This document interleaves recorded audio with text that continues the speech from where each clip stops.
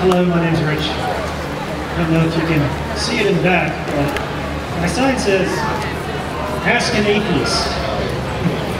Ask an Atheist. This is not the original sign, a rendition of one that I just made, that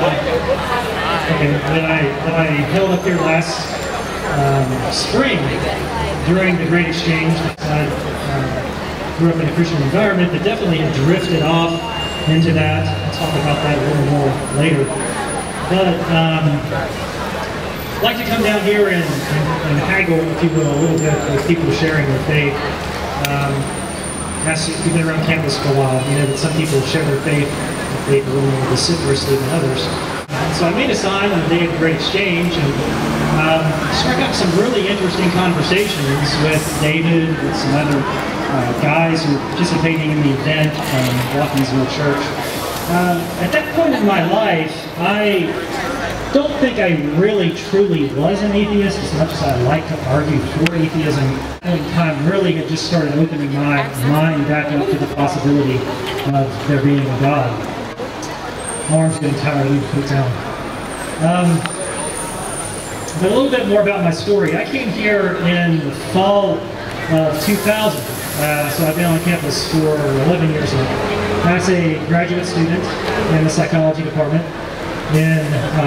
What started out as the biopsychology program and then became the neuroscience and behavior program. Okay, thank you. And as I mentioned, I grew up in a very religious family, going to church 3 times a week. That was a big part of my background. Never really questioned anything until I was in my early 20s. And even then it was a gradual process of questioning while I still retained a certain element of involvement with the church. But let's see, a lot of facets to my testimony. But I moved to Georgia in '99 with my fiance. We got married. She was a medical resident in Savannah at Memorial Hospital. And that's how I ended up at UGA. I became an in-state resident of Georgia and then came up here in the fall of 2000. We're now divorced. We have 3 children together. 3 girls, ages 9, 7, and the youngest one's about to turn 4 this coming Sunday. But one of the things I noticed, you get into academia, and the perspective certainly is, especially in the scientific disciplines, very obviously naturalistic, but it seems that atheism, or at least agnosticism, comes to permeate naturalism, which is weird if you think about it, that atheism would come to permeate naturalism, because most of the original big names in science were very firmly and devoutly convinced of the existence of God. A lot of them had a very close relationship with Jesus Christ and were very vocal about it. Okay?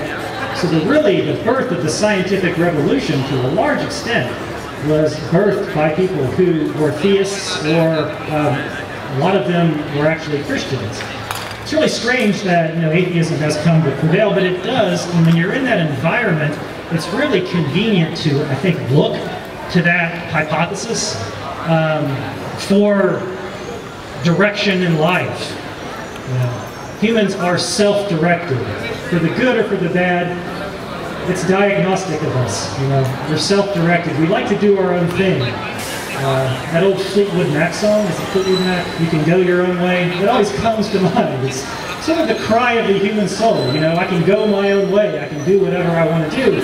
And the great thing about God is that, yeah, God gave you free will. You can do that. You can exercise that free will to run as far from Him as you possibly can, as quickly as you possibly can.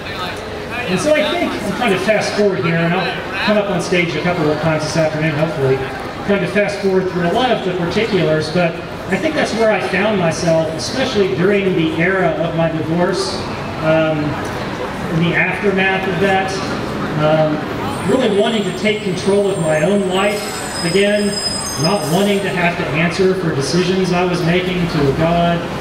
And, not that I consciously thought through that, But when you're in the environment that's dominated by atheistic naturalism, and you're teaching that on a day-to-day basis, and all the books you're reading, that's what you find, it's really convenient to latch on to that, I believe, as a person who's trying to look out into life and trying to go their own way. So it's basically where I found myself. And I thought I had some really good reasons for it. I refer to the unholy trinity. A series of writers recently that have published some books that have had a profound influence on Western academia and people who are in their, I think their formative years in college. But you've heard of the name Richard Dawkins before. Dawkins' book, The God Delusion. This isn't the first atheistic publication of Dawkins.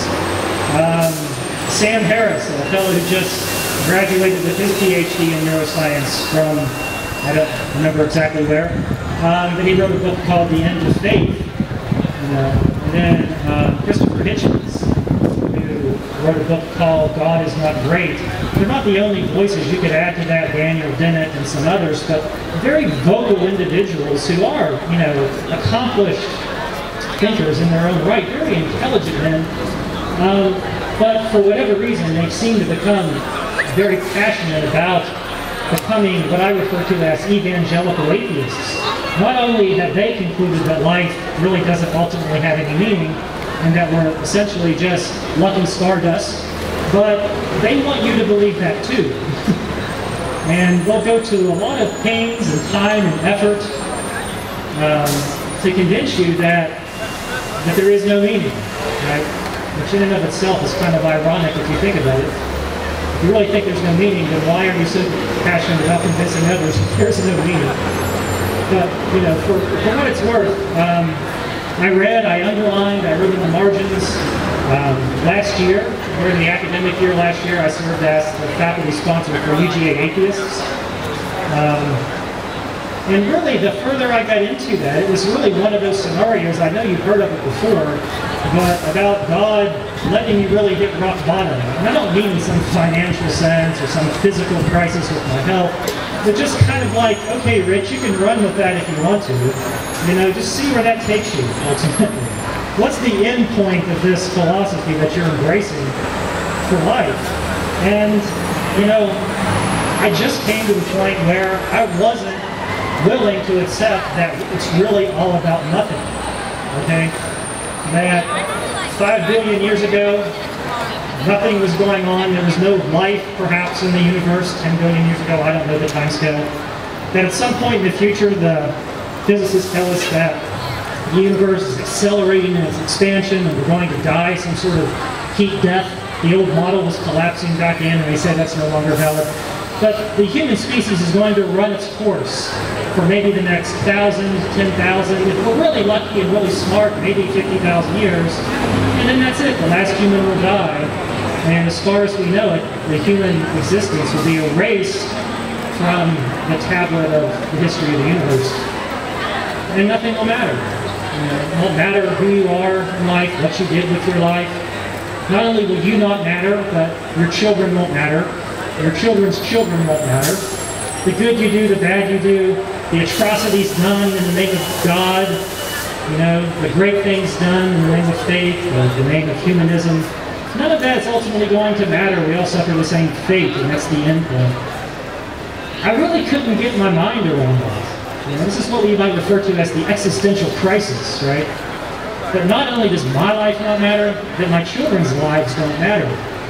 I came really, really, really close when I was deep into atheism to starting to share some of these ideas with my daughters, or at least wanting to, entertaining the notion. And I think that's the point where God really grabbed a hold of me. It wasn't some, radical thing where he really shook me up. It was more of a whisper in my ear.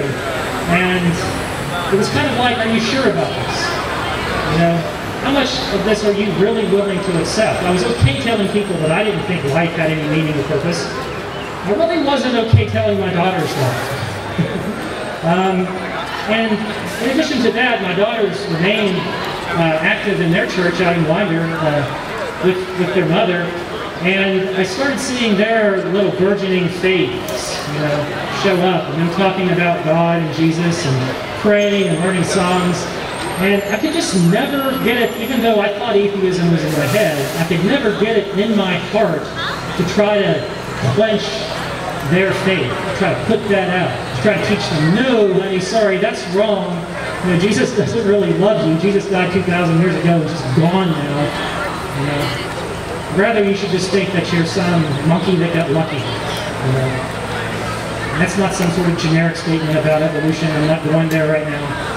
But I couldn't really bring them to want them to look at life the way I thought I was.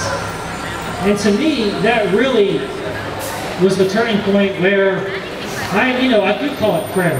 It wasn't full-fledged prayer, but it was an attitude of prayer where I said, God, you know, if I'm wrong about all of this, I'm open to being wrong. I've been wrong before about a lot of things. I've had a lot of education, but I'm certainly not some super scientist mega mind, you know. I'm willing to be wrong. I'm just going to open that door a little bit. And if you're out there, please let me know. If you open the door more, I'll follow. I'll take you where you're leading me. And that really, again, sort of summarizing, brought me to where I am now, 6 months later approximately, having asked Christ into my life, doing the best that I can. It's not that I don't still struggle with doubts. Yeah, I still struggle with doubts. But reading the Word, accepting Christ, fellowshipping with God, fellowshipping with brothers and sisters in Christ, and really seeing how God works in situations, how He brings people together, how He brings events together. Okay? When life is lived with faith in God, how much more powerful and meaningful that it can be. Who's up next? I ran out of words. But I'll share a little bit more later. I encourage you all, come by, take some of the literature. The Case for Christ book, you all have that today? Did you bring that out? Lee Strobel book, Case for Christ. It's a really good read if you're not familiar with that. That was one of those books I used to like deride. I hadn't read it, but when I was an atheist, I'd think, oh yeah, you're reading that Lee Strobel junk. You know, that's not going to teach you anything. That's been debunked 1,000 times by scholars. I don't know. I'm not deeply involved in the scholarly field there, but it was a really engaging reading. It's actually very compelling. You know, my attitude certainly about that book has changed since I started reading it. 3 copies. I invite you to pick up a copy. Pick up a copy of the New Testament. If you're struggling with your Christian beliefs, this is kind of like, part of my story as well, where Christianity sort of still resonates with you, but you wonder whether it's really the truth. One of the things I found, and David actually challenged me, is get back in the Word. Pick up one of the New Testaments. Pray to God, God, if you're there, if you're hearing me, if this is really your Word, speak to me as I read it. Pick up a copy of the New Testament, read through the book of the Gospel of John, and just see what God does with that in your life. Okay, so I'll kind of leave you with that challenge for now. Thank you. Yeah.